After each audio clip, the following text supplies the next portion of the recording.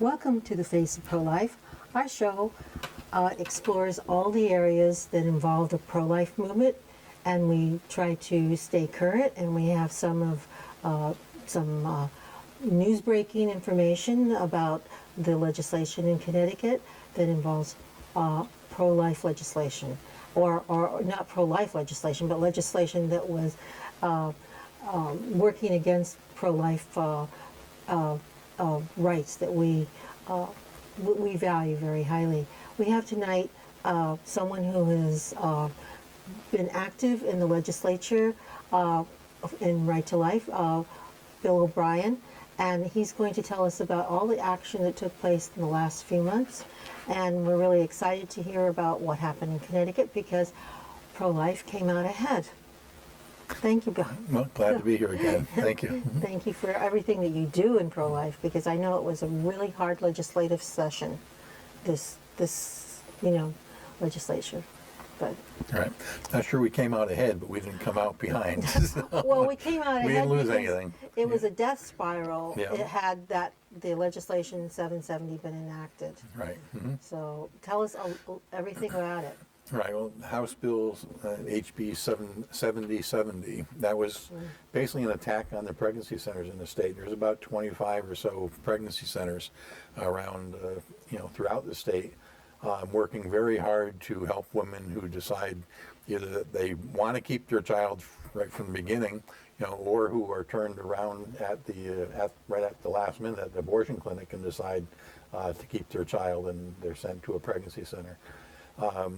And the pregnancy centers, of course, they support the woman from the moment the woman walks in the door, giving her alternatives to abortion, whether it's going to be adoption or keeping the child, helping her to find a job if she needs it, housing if she needs it, health care, and so on, and providing diapers and everything from diapers to baby clothes and so on. The other side, they were claiming that the pregnancy centers have false advertising, but of course we know from past years that the other side will say that everything that we say is false, no matter what it is.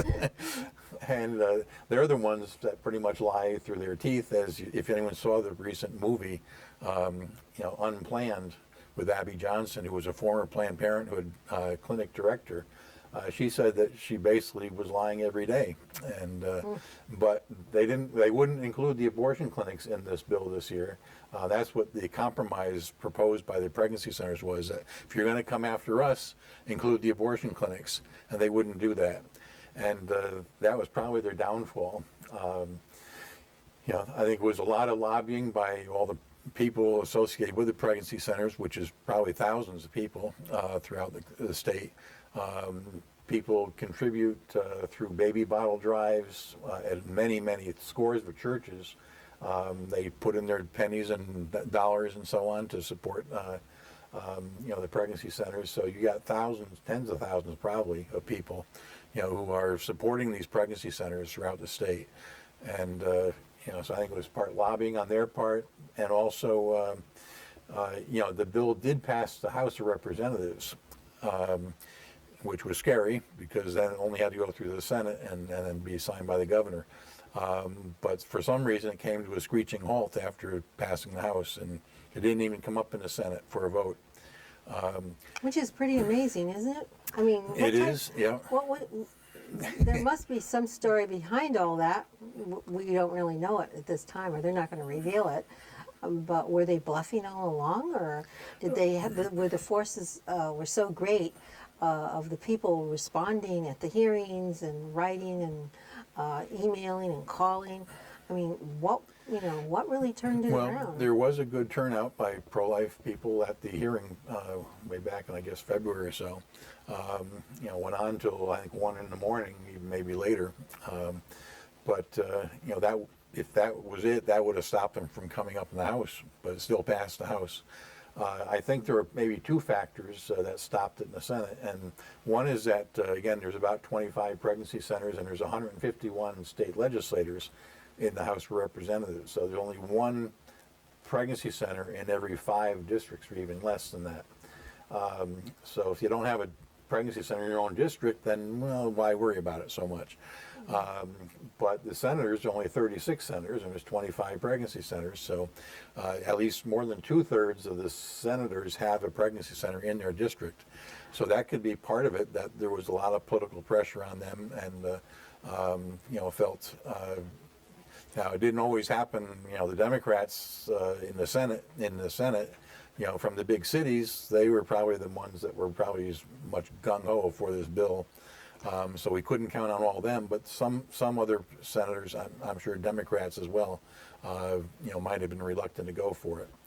Were there any pro-choice legislators that made any statements afterwards in the news that when it was defeated?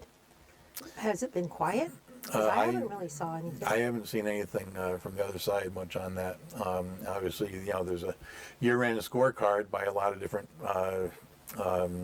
journalists and scoring. I'm going to say that the abortion supporters, they sort of were the losers. They didn't get their bill passed. But I haven't seen any statements by them as to why. There was one other factor that may have been the tipping point, which is there's a thing called the Weldon Amendment. It's a part of the federal law, and it's been in there for many years, but it was under Obama, it was never used. But now under Trump, he set up in the Health and Human Services Department, there's now an Office of Civil Rights, and they are enforcing the Weldon Amendment, which says that you cannot engage in viewpoint discrimination. In other words, you can't just pick on pro-lifers and exclude those who are on the other side of the issue. And that's exactly what they were trying to do here. And, they said, if you do that, then you can lose all of your federal funding from the Health and Human Services Department and from the Labor Department. Now, I don't know how much Connecticut gets from Health and Human Services or Labor, but we think it's considerable. And when they're trying to balance the budget this year, I think that was a real threat. Now, again, under Obama, it wasn't a threat because he never used it. But under Trump, he's used it twice this year against not little states like Connecticut. He's used it against California for one and Hawaii for the other.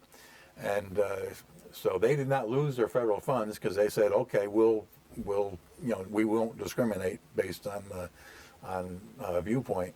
So we will not enforce the laws that they had passed. One of which was struck down by the U.S. Supreme Court, so that was another reason they couldn't enforce it. You would think that would be a clue to them that you don't go there, but I think that they don't have any respect for standing law, even though they would like to use the laws to change them to their advantage, but Right. not when the laws go against them. They don't have any respect for that. Right. Those decisions.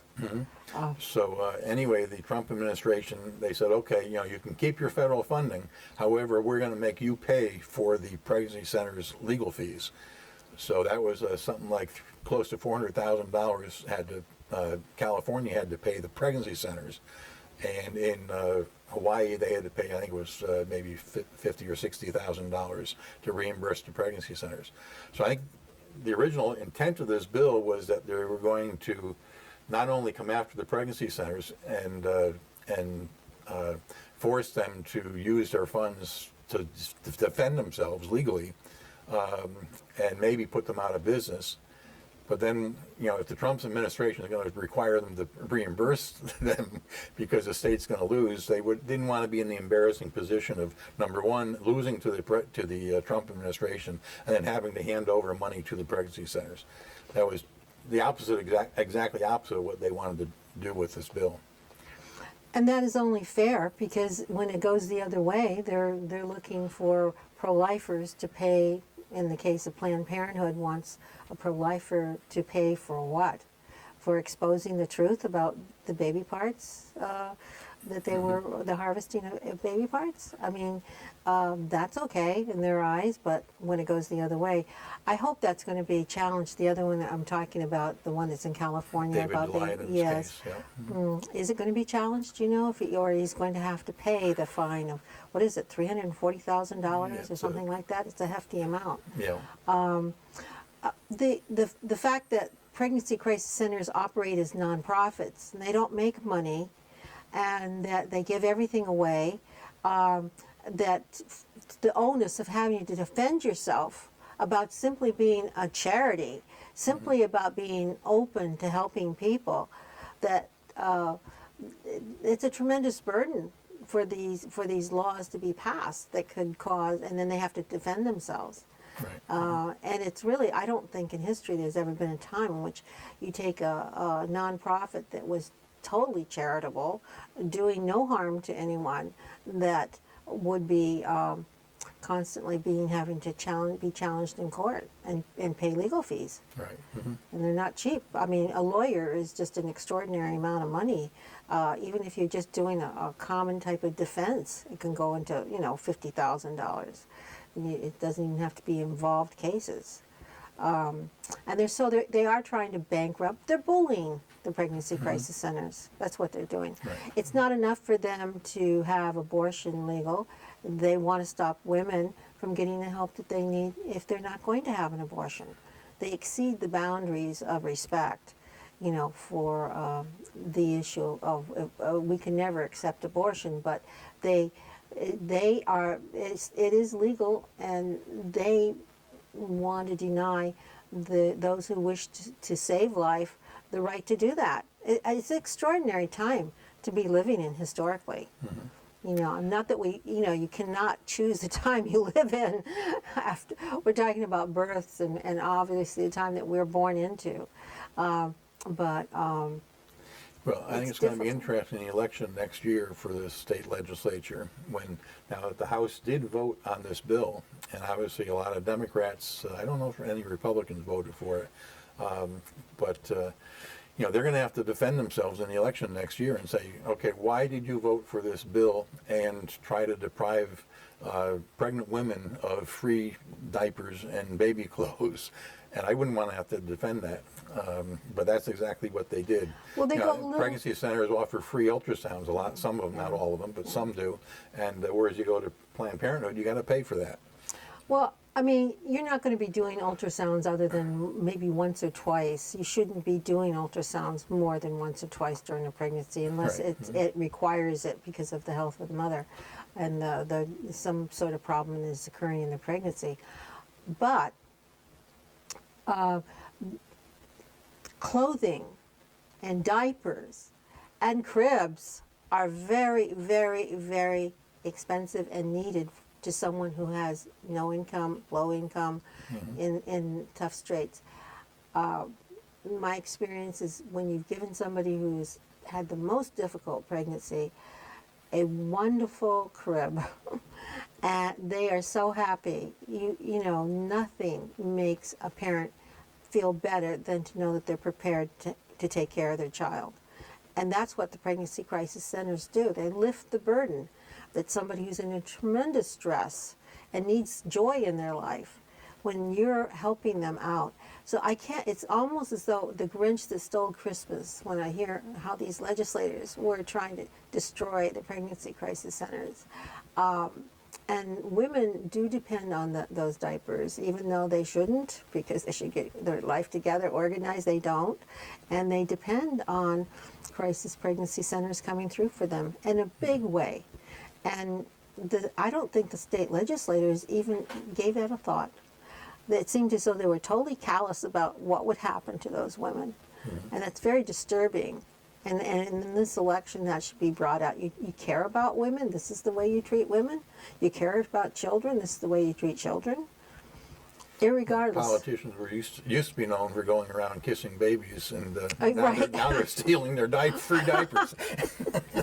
That and destroying their own voter base, which is the next generation. We live in extraordinary times. It's not good. It's not good the times we live in, but they are extraordinary. You have to say that, And so the second bill that was not about pregnancy crisis centers, but it was about assisted suicide. How did that go? Well, that went well because it didn't go anywhere. This is maybe the fifth year that it's come up, and once again it was defeated, and it didn't even come up for a vote. So there just isn't the support in Connecticut for it that, unfortunately, there is in some other states. we were very concerned because the Connecticut State Medical Society this year, just before the session started, came out. They had been opposed to assisted suicide. They didn't come out in support of it, but they came out basically neutral, and so they leave it up to their doctors, individually. So when California did that a few years ago, the California Medical Society, they had been opposed to assisted suicide throughout the legislative session. Then when the session was over, they went to a neutral position. And then this legislature came back a couple months later, came back into special session and passed their assisted suicide bill. So the California Medical Society never said we're in favor of assisted suicide, just simply by going neutral. That was enough to enable that bill to be passed and approved. So we were very concerned this year. But fortunately, even the Medical Society going neutral in Connecticut was not enough for this bill to have support. So I believe one of the proponents of the bill has said that he won't even bother bringing it up next year. So that's a good sign. But I think we need to work on our Connecticut Medical Society, and anyone going to a doctor, talk to your own doctors about it. Not all of them are members of this state medical society, but many are, and ask them, what are they doing about it? They took there was a Hippocratic oath or some other oath when they became a doctor to do no harm, and that assisted suicide is certainly doing that, or would be if we had it legal in Connecticut. How is it that the insurance companies are accepting this? I mean, everybody has an insurance policy. You even carry, your funeral, funeral policy. How are they addressing the issues of somebody who's prematurely, ending their life? I mean, it is a form of suicide, and they're asking the doctors that sign the death certificates, or whoever's signing the death certificates, to just say what? Well, there's been, two questions there. In California and Oregon and other states that they've had it legal, you occasionally hear stories of someone getting a thing in the mail and saying, we can't give you the treatment that you're asking for, but we can give you assisted suicide instead. And from an insurance standpoint, it's a lot cheaper to kill yourself and not have to go for months or years of treatment for something. But what about the life insurance part? Well, there's the life the insurers, medical insurance, and you have the life insurers, I'm sure, would like to keep taking your premiums for a few more years. So they'd be in a totally different position. But in most of these bills that are proposed and sometimes passed, it tells the medical examiner that you don't put down that they died from assisted suicide. You put down that they died from some other cause. And they're basically telling them to lie. And, if there was some underlying condition that they had, but which wasn't killing them right away, that's what you put down. And not that they took some pills or tons of pills that were going to kill them. Well, for now, we're okay in Connecticut, but we have work to do. Right. Mm-hmm. So what other legislation, in Connecticut we didn't have any more, but in the other states, what is it that we have to really worry about that is happening? Okay, well, unfortunately, we don't have to worry about what New York has done in some other states because we already have it to an extent. New York, as everyone knows, early in this session, they basically wrote into effect Roe v. Wade into their state law. And they repealed some other laws that were already on the books. For example, fetal homicide law they had, that if a woman was pregnant and she or her baby, well, basically if her baby was killed by someone in a non-abortion situation, then that could still be, homicide charge could be brought against the perpetrator. So if she and the baby were killed, there'd be 2 homicide charges, not just 1. And if she lived and the baby died, there'd still be 1 homicide charge. So New York had that on the books, and it was repealed as part of their law, writing in Roe v. Wade, which means abortion for any reason throughout all 9 months of pregnancy. And even said that if the baby is born alive, maybe a late-term abortion, and the abortion fails to kill the child and the baby's born alive, that baby could still be killed. So basically infanticide is now legal in New York and some other states. Now unfortunately Connecticut, we had probably the best pro-life law on the books in the country in 1972. It was actually an 1860 law, which was the first state in the country to ban abortion from conception. And that law was on the books from 1860 until 1972. And in 1972, the legislature knew that Roe v. Wade was pending in the U.S. Supreme Court. And the state legislature wanted to make it absolutely clear why we had that law. It wasn't just to protect the mother's health, but it was to protect the unborn child. And they didn't change the 1860 law, but they added a preamble that said it's the intent of the legislature that life begins at conception. And that law was on the books 9 months later when Roe v. Wade came into effect and voided it. But the law was still on the books in Connecticut. And the other side was afraid of what New York is afraid of now, that Roe v. Wade may get overturned, and then whatever law is on the books would go back into effect, and that would have been Connecticut's 1972 law. However, in 1990, the Connecticut State Legislature repealed that 1972 law and essentially wrote into effect Roe v. Wade. So, if Roe is overturned by the Supreme Court and it's sent back to the states, Connecticut will still have Roe v. Wade on the books here in the state. Well, I'd like to comment. You know, I actually was at I was active at the state legislature with the group of the newly formed Human Life of Connecticut, which would eventually become Connecticut Right to Life. Right. And I was part of that petition campaign that fought the changing of our laws to not protect the unborn. They were trying to liberalize laws like in New York. And I didn't realize how important the rewriting of that law was at the time. I just knew that we had won. Right. And when we won, we thought it was all over. Okay, we've done that, you know. But Roe versus Wade was announced on January the 22nd, and all our work went for naught. Right. You know? So, and also, I think that it was the confusion on the part of pro-life people. They thought they were going to get, I think, parental consent passed at that time in 1990, and that they were trying to make a deal. Otherwise, I don't think that it would have been taken off, you know, that would have been removed. And it was pro-life forces that became confused, as well as church forces. Not that that matters in historical context, but I think it wasn't necessarily that there was a sentiment for it. It was that they were trying to make a deal to supposedly get other laws that would be pro-life, you know, through, because of the different bills that were pending.